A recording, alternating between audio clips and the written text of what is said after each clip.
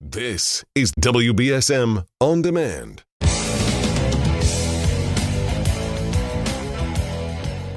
Good morning. Good morning. Beautiful day here in Fairhaven, the greater New Bedford area. If this is global warming, give me more. Please give me more. It's going to be like Mardi Gras tonight when you're out with your kids for Halloween. It'll be beautiful weather here in the greater New Bedford area, so enjoy it. God bless the Dodge brothers and Henry Ford and all those guys who built those big V8 engines that allegedly led to man-made global warming. If this is global warming, where do I sign up for more, right? 508-996-04. We're now joined by a friend of the program, J. Michael Waller. Mike is an intelligence expert, investigative journalist, and an author of a couple of books. But his latest book is Big Intel, and it's now out as an audiobook, which is, I think, really good for a lot of us who go to the gym or, listen in the car or listen at home, whatever that is. His audiobook is, again, it's the same title, Big Intel. We're now joined by Mike Waller. Good morning, Mike. How are you? Hey, Chris. Mike, give us a synopsis of Big Intel. It's a great book. You sent me the book a couple of weeks ago now, and we've talked about it once, but now the audio version is out. Talk about what people get out of Big Intel. Big Intel explains what happened to our FBI and our CIA and the rest of our intelligence community that's gone every bit as crazy as the public schools and the media in terms of wokeness. What does this mean for our country, and what do we do? Mike, how do people get more information about you, your Twitter handle, your Substack? Give my audience a good way to follow J. Michael Waller. Oh, sure. Well, I'm at the Center for Security Policy, which is a privately funded group in Washington, D.C. that deals with national security issues. We're at securefreedom.org. And then I'm often found on X with my handle, J. Michael Waller. And I've been pretty busy recently doing a bit more work on the FBI and the fact that it continues to be recruiting the craziest of the crazies to be our next generation of FBI analysts and FBI agents. J. Michael Waller, for those people who aren't familiar with you, which be brand new listeners, talk a little bit about your background as investigative journalist, how you grew up in New Hampshire, got your PhD at Boston University. Talk a little bit about your biography. Well, it started really in high school when I got involved in the environmental movement because I lived out in the woods and I like nature. And so I was 15 years old and I got involved in protesting the construction of Seabrook Nuclear Power Plant because obviously that was going to melt down and radiate the whole world. And but then when I got in, I was being trained by professional agitators who came in from California. This was in the 70s. And they had just got done supporting our enemies in Vietnam. And then we lost that. And so now they went on to the next thing, which was to destroy us from within. And then I realized I'm being duped. And there's nothing better really for someone to understand how the world works than to be an idealist who's quickly and suddenly duped. And you realize, man, what are these people doing? What are they doing to other people? I mean, what's this whole movement about? It's just a fake movement to destroy our country. So that's how I got interested in these issues and how these issues work. And took that to, this was now 1980 when I went to college, worked for my U.S. Senator as an intern. The Reagan administration was freshly in 1981. And then I was involved in exposing these left-wing groups that had Soviet connections or that were echoing Soviet disinformation and spreading it, Soviet active measures, propaganda themes. And so in doing that, I met a lot of older professionals. Some were in World War II killing Nazis, and now they're elderly by this time, and they were eager to find younger people who were going to go in and continue their cause against the foreign subversion of our country. So through that, I got involved with in student journalism. I got involved with the CIA, which I didn't know at the time that I was. And I went down to Central America with the Contras as a student journalist. This was with the Nicaraguan resistance fighters who were against the the Marxist regime that, of course, Ted Kennedy was supporting, and Chris Dodd in Connecticut, and Jim McGovern up in Worcester, and these others, and helping to tell the story of their fight for freedom and then what it meant for us. And then and in doing that, I became an asset, meaning a helper, an unpaid helper for the CIA, and specifically for CIA Director Casey. So I was never an agent. I never went to the training programs down at the farm in Virginia. I was simply an asset, and as it turned out, not for the CIA itself, but for CIA Director Bill Casey himself, who was paying our expenses out of his own pocket. We're speaking with J. Michael Waller. He's the author of Big Intel. You can follow him on X. Just look up J. Michael Waller. Give him a follow. I follow him. I retweet a lot of his stuff. I find it fascinating. He does the deep research, so you and I don't have to, quite frankly. So, Mike, you end up down in Nicaragua with a future mayor of New York. Yeah, that's right. This was a time when there would be groups going down from. A lot came down from Massachusetts and New York, Pennsylvania, New Jersey, Los Angeles, San Francisco areas, and they went down on solidarity trips with the communists in Nicaragua who were running the country, and then the communist guerrillas in El Salvador who were trying to overthrow the Salvadoran government. So they went on these solidarity visits, and there was this one guy, really, really, really tall guy. And he was among the activists who came down, and he was working in some village or something. And the Contras told me, "Hey, we got this guy. This be about 2 meters tall. We're going to pop him." And I said, "Dad, don't do that. Don't do that." And he said, "Well, he's a good target, but don't do that. Don't hurt any Americans. They're just idiots. Just leave them alone." Mm-hmm. Well, it turned out I followed the newsletters of these groups, and it turned out this guy's name was Wilhelm. Whatever name he went by at the time. That was his birth name. And it turns out he changed his name to Bill de Blasio. And the very same Bill de Blasio who went into politics. So I inadvertently saved his life. He's a Massachusetts guy originally. For some reason, New York likes to elect Massachusetts guys as mayor, and we like to elect a lot out of staters here to our U.S. Senate races. We're talking with J. Michael Waller. Mike, you recently sent out on Twitter some of the stuff that's been going on with our vice presidential nominee potential, Walz, who it made a lot of trips over to China. The Oversight Committee just put out a couple of documents on that. With your experience, I know you were in the Soviet Union at the fall of the wall. What do you read about what Walz has been doing with the 30 trips to China?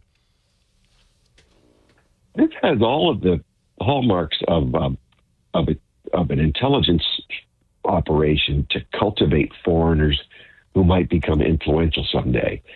So Americans like to think of things in the really short term. Let's run an operation and get these things done and get it done fast, which is one of the reasons that our adversaries run circles around us. What the Soviets did and what the Russians do and what the Chinese have been doing for decades and the Cubans have been doing for decades is to assess young people with leadership potential, whether it's at the high school level, whether it's at the teacher level, whether it's a college student or a young activist, and to treat them well, to invite them to visit, and over the course of the years, immerse them to identify with their regime or their cause, like the solidarity committees were doing in Central America. Only on a much more institutionalized basis, so that over time, if you do this with enough younger people with leadership potential, you're going to find people running for public office and running for Congress and even higher than that. So this appears to be, it's exactly 100% the pattern of what the Chinese and the Soviets before them would do for long-term recruitment of Americans. We're speaking with J. Michael Waller. So Governor Walz, when he was just a high school teacher, started going over to China, and he's had 30 trips. And Mike, it appears that the Communist Party and Chinese intelligence were paying for these trips and facilitating them. This is the weird part, because it's really not clear who paid for those trips. Okay. And then once that becomes clear, you'll understand why those trips took place. But Walls has been pretty cagey about exactly who funded those trips, and for that matter, who provided him with a means of making an income. The Chinese are very generous with Americans to help them get economically viable to do their work. Oftentimes it comes not in the form of payments, but they will buy a house for you. They'll take care of your expenses. They'll do other things that you don't have to declare on your income tax, so you can conceal your source of income yet not get in legal trouble with the IRS. And this has the patterns of all of that. We can't say with 100% certainty that Walls was recruited by the Chinese communists, but we can say that everything he did and everything the Chinese did is 100% with the way the Chinese do it. We have Mike Waller here on the phone. Mike is a author of the latest book is Big Intel, and now the audio version has come out. Mike, how do people get the audio version? It's on Audible. Okay. It's really on any. You could get it on Google Play. You can get it anywhere you can buy an audio book. The best deal is Audible on Amazon, or if people want to get it from the library, they can order it from the Libby app. So Mike, when I saw this stuff about Walls, I thought to myself, how do you make 30 trips to China? You're a pretty well-traveled guy. 30 trips to China. It seems outrageous to me, really. Well, 30 trips to China is outrageous if you're not a diplomat or a businessman or someone with, some serious economic or official need to go there. But if you're someone from the upper Midwest who has no independent wealth, right, who often has no visible means of making a living, and you're making 30 trips to China, that's a red flag right there. Who's paying for these trips and why? Would he be able to get a security clearance if he was just being hired? Let me say in the 1980s. Maybe today he could, but in the 1980s, would a guy with this kind of a background been able to be even a security guard at an embassy? No. Even in an objective sense, I mean, first of all, there are legitimate reasons for people to go to China. Sure. If you really want to master speaking the language, you have to be immersed in it, and it's necessary to go to China and to stay there. So there are ways to get clearances under those types of circumstances. It's the concealment of income. It's the concealment of who paid for the trips. That's the red flag, and that's what would deny you from any type of security clearance at all. Do we have any idea what his public reaction was for the Chinese spy balloon that flew over America, which seems to have disappeared from the news? Do we know? Because I think that flew right over his state. Well, it came awful close before it went south and then went over all our intercontinental ballistic missile fields and our B-2 bomber base. So yeah, as a governor, he would have known. He would have had his own National Guard on alert. He would have been posted by the Department of Defense. You really haven't ever heard him say anything significantly critical of the Chinese regime or what they're doing to us. No. And look at his sort of aw shucks attitude. I'm just a knucklehead kind of attitude. He just brushes all of this stuff off in this sort of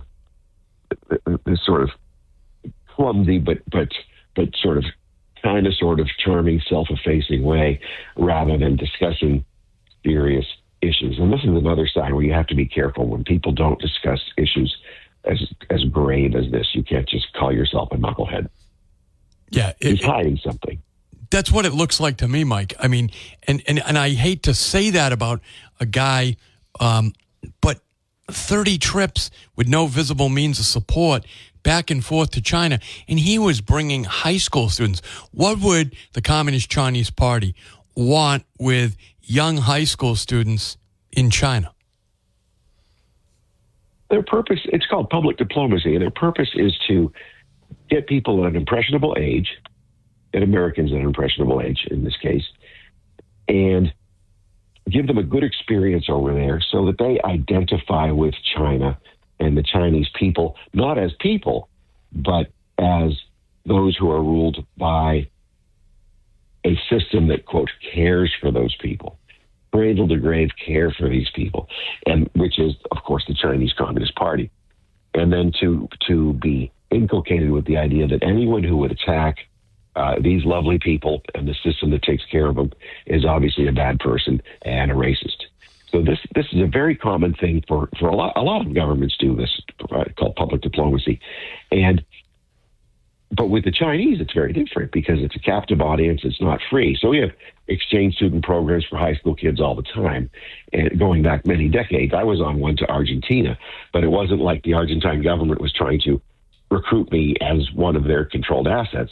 It was simply that they thought it was a good idea to have these interchanges among peoples. So the Chinese Communist Party invests a lot in this around the world, in Africa, so that generations of bureaucrats and diplomats and politicians from African countries will identify with China and then ultimately allow China to take over their natural resources, and then to do business with them and to freeze the Americans out and so forth. So they're doing it here too. There are a lot of examples of this. You can see another case. There was a man from California, aspiring young politician, who got elected to his city council. And the Chinese came in, recruited him, and provided him with a girlfriend. Mm-hmm. And he became, while he was a city council member. So you would think, come on, I'm just a city council member. Why would the Chinese government be interested in me? But they profiled him and they said, this guy's going places. He's extremely ambitious politically. He's very vain, and he's very aggressive. He's going to amount to somebody someday. And sure enough, he was elected to the United States Congress. Eric Swalwell. Had a Chinese girlfriend who was a intelligence agent. Yeah, and this is very, very, very common. Some of these women or men, it doesn't matter, are not official intelligence officers of the Chinese government, but they are controlled agents. So they might have family back home who will be either taken care of or penalized, depending on what the agent's behavior is in the United States. We're speaking with J. Michael Waller. He's the author of Big Intel. It's a great book. You can now get it on audio as well. And Mike, where else can people find you on the internet as well? Well, the book, you get the best deal for the book on Amazon. It's overpriced on Barnes & Noble. Okay. It's overpriced on Target.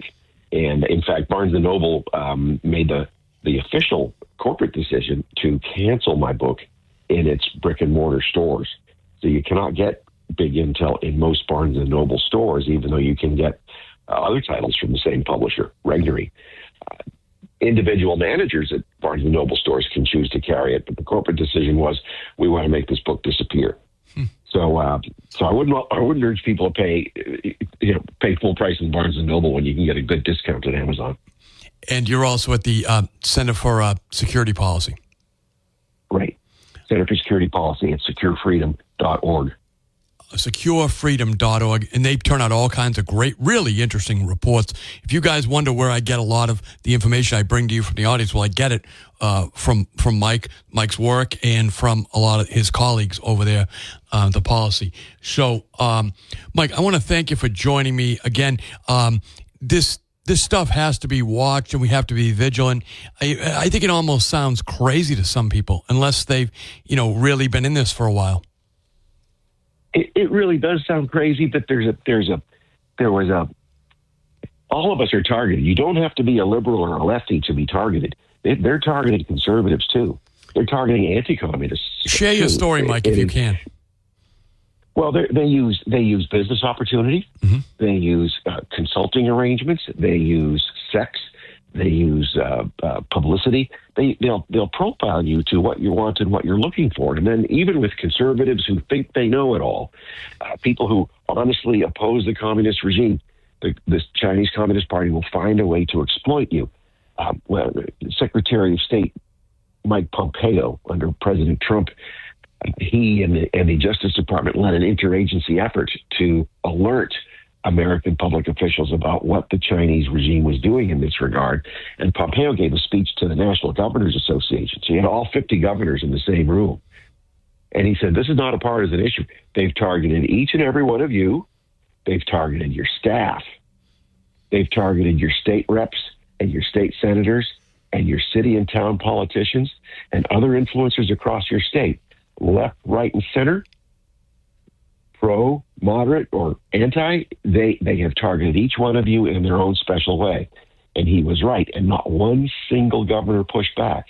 And then what do you find now? You have a senior aide to 2 New York state governors was just busted as a Chinese spy. It's absolutely incredible. Mike, I appreciate you. You got to wonder why in Massachusetts do politicians fly the Chinese Communist Party flag on Beacon Hill? And it's amazing to me. They fly it over City Hall in Boston.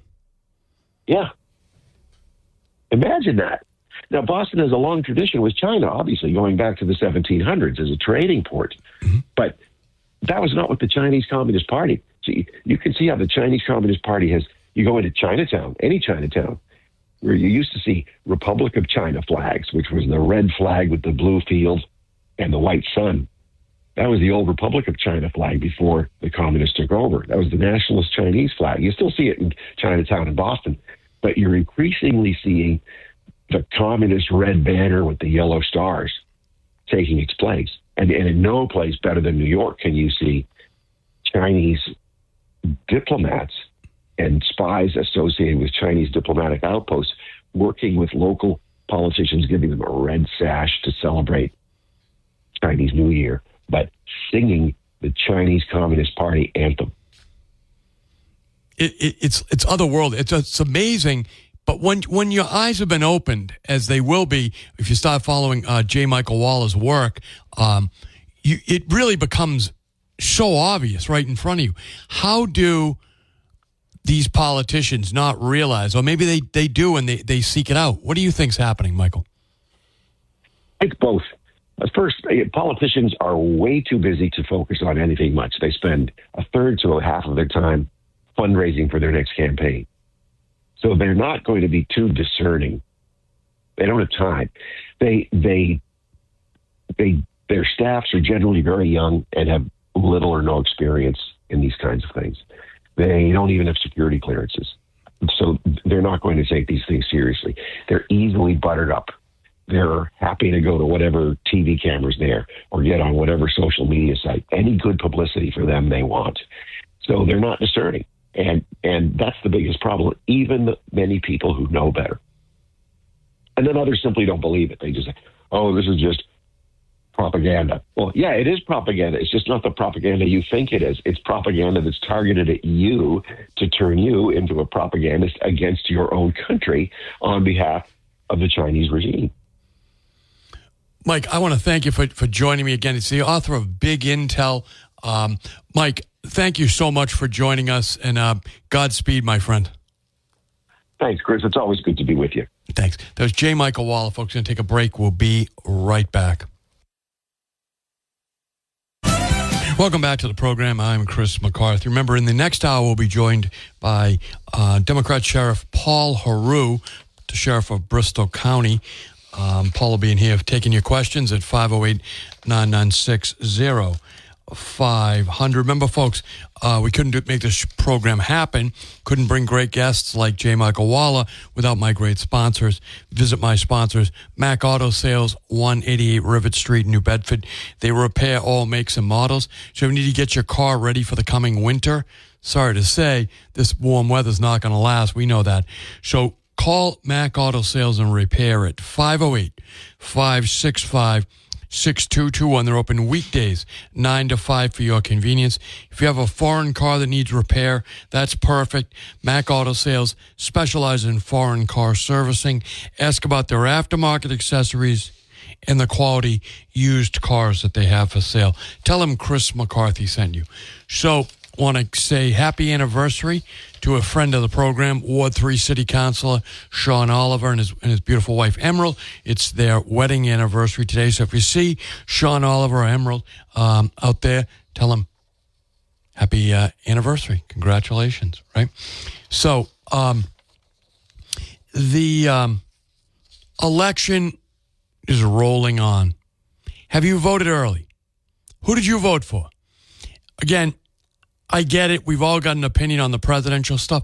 The ones I'm really concerned about, the ones who have a big effect on our lives, are the state reps.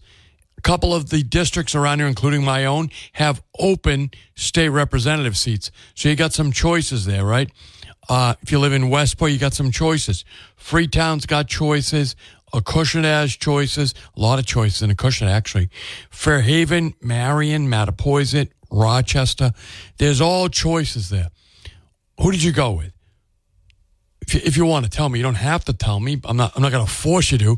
But I am curious to see how people are going.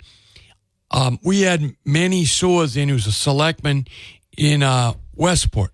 He's seeking the state representative seat as an unenrolled candidate. He told me yesterday that 4,000 people have already voted in Westport. Okay? That is a big deal, I think. 4,000 early voters. I think you're going to get about 6,000 votes. So to have that many early votes already cast in the town of Westport, does that tell us anything? Remember, there are 4 candidates in Westport. You hear Chris Thrasher's ads here. Steve Ouellette is the Democrat. Manny Soers is unenrolled.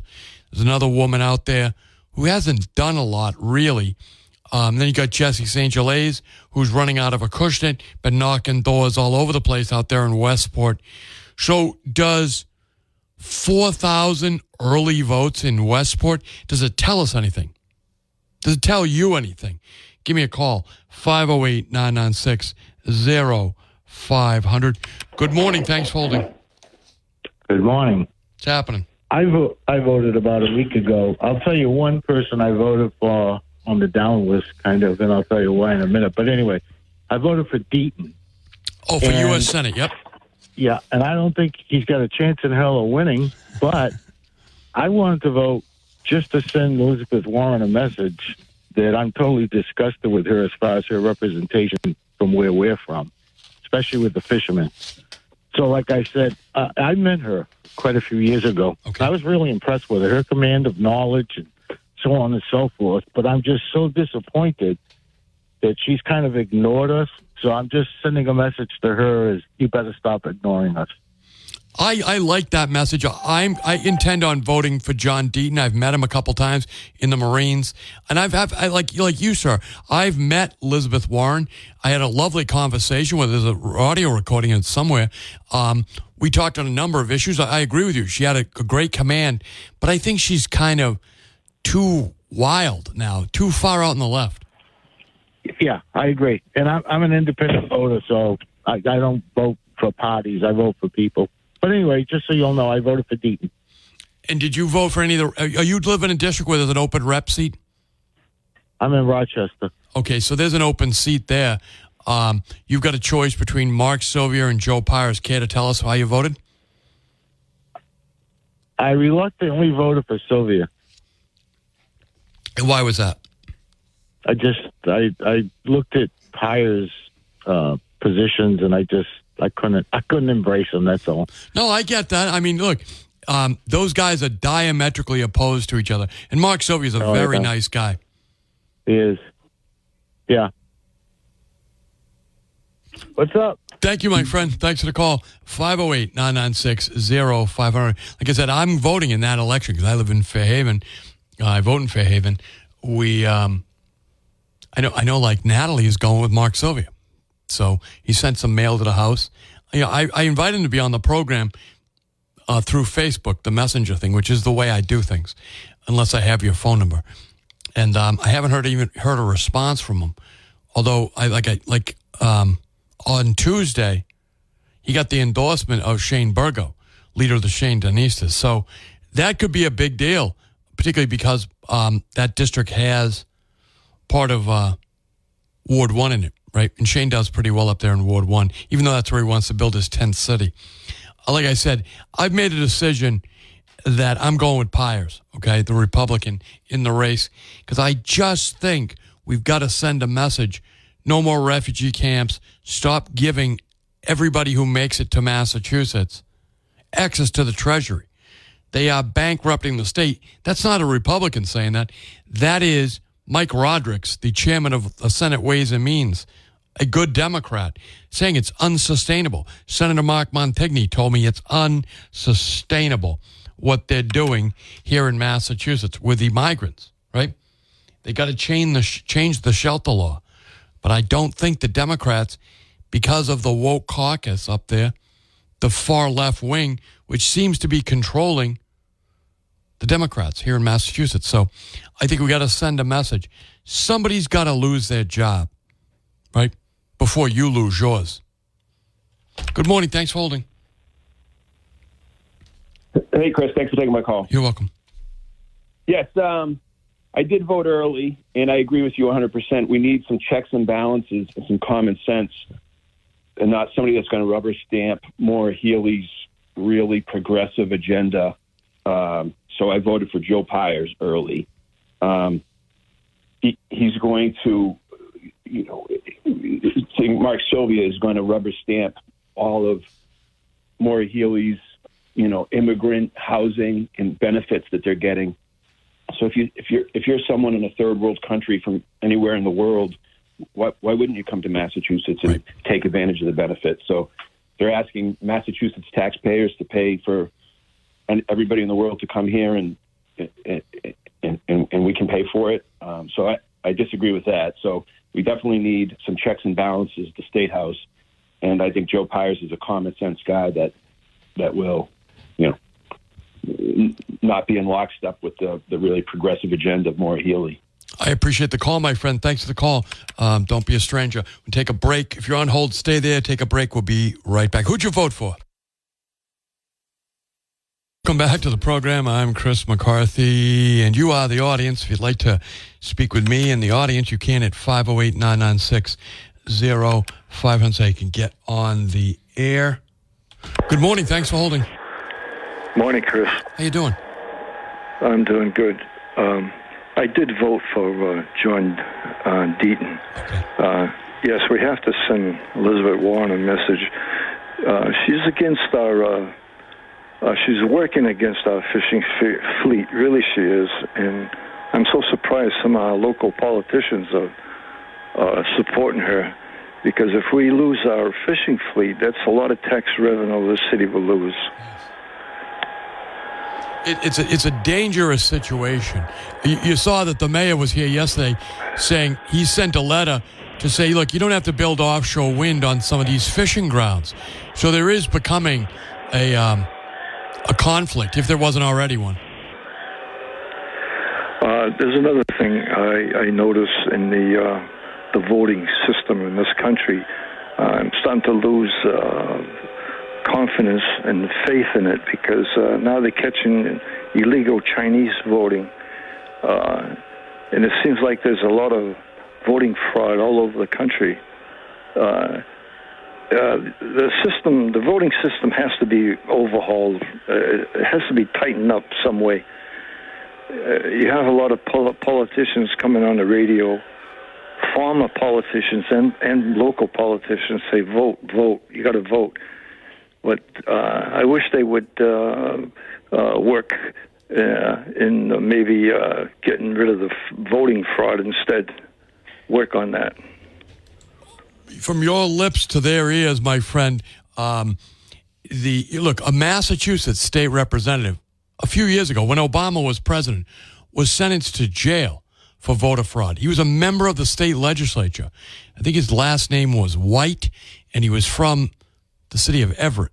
Went to jail for voter fraud. Multiple elections, he did it, schemes. And his co-conspirators were not prosecuted. So it does happen here. Good morning. Thanks for holding. Hello. Hi, you're on there. Yes, I early voted, and I was curious to know the chain of custody and so forth. After I vote, what happens to that vote? Where does it go? City Hall? Does it go to the police department? Where does it go? Where do you vote, sir? I voted in New Bedford at the library. Okay. So I believe the police ultimately take that ballot when it moves over to the elections office. It gets moved by the police for counting. Okay, and it just sits there until election day to be counted, or are they counted as these votes come in? You know, I honestly don't know. That's a great question. I'm not sure whether they bring the ballots over on a daily basis and secure them. That would make sense to me. I'm really not sure. I'm going to try to find out. One other question. Sure. How can I find out once November 5th arrives whether or not my vote did get counted? Is there a website like New Bedford? Does it have a link to find out if your vote, in fact, got counted? I know they have it for mail-in ballots, I believe. Yes. But I didn't see anything for this early voting.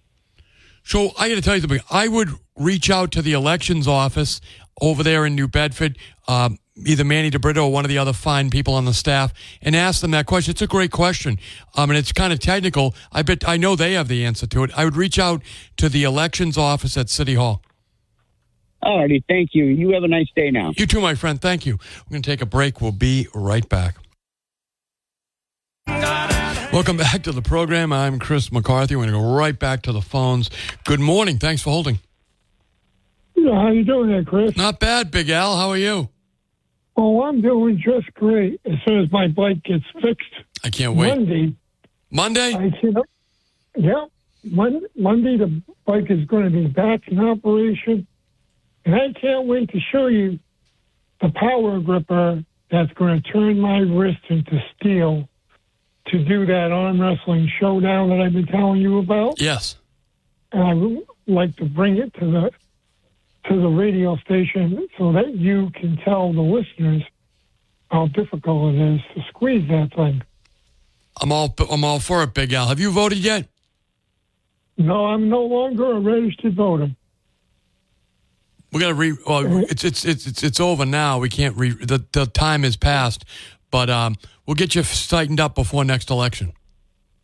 Well, the only reason why I don't vote anymore, Chris, and my vote didn't matter is because the city of New Bedford voted for a casino, and 80% of the registered voters voted in the affirmative, and the casino never came to New Bedford. That's what turns me off, Chris. Well, Big Al, thanks for the call. More sympathetic I could not be, but there were a lot of vagaries involved in that decision of them not coming here. Let's go back to the phones. Good morning. Thanks for holding. Hey, Chris, how you doing today? Not bad, my friend. How are you? Good. Hey, I was wondering, has Manny DeBrito ever been on with you or any of the other shows? He used to come on with his father. He used to come on with Phil. With Phil, okay, because I remember he was on, but I figured you'd hear a little bit about him, as we're approaching election. I know he's busy, but I was just wondering if he had ever been on. I couldn't remember for sure. Yeah, no, he's been on. He used to come on with Phil, and I think he does. Phil's got a podcast now, which is a pretty good one. So I think he's on with Phil from time to time. Oh, all right. I'll have to check that out. All right, buddy. I just wanted to ask you that because it was just in the back of my mind. Sure. No, it's a great question. Thanks for calling. 508-996-0500. Good morning. Thanks for holding. Hi, Chris. Real quick. Sure. If you have the mayor on or the chief of police, can you ask him a question? I was texting back and forth with Jim Wallace of Gun Owners Action League the other day. Good guy. And he told me that New Bedford is a year behind interviewing new candidates for licensing procedures. And they're getting complaints up at Gold because they're so far behind. So you can ask them that. And the other question can you ask them is, what's the status on the noise complaint of the rifle range on Woodcock Road? I want to. How's that moving forward? I know the city solicitor is representing the city in that case. Yes. And I tried to contact him, but he never returned my calls because I wanted to send him information about court law in the law on the Range Protection Act laws that are on the books here in Massachusetts. So, but could you ask him to Absolutely.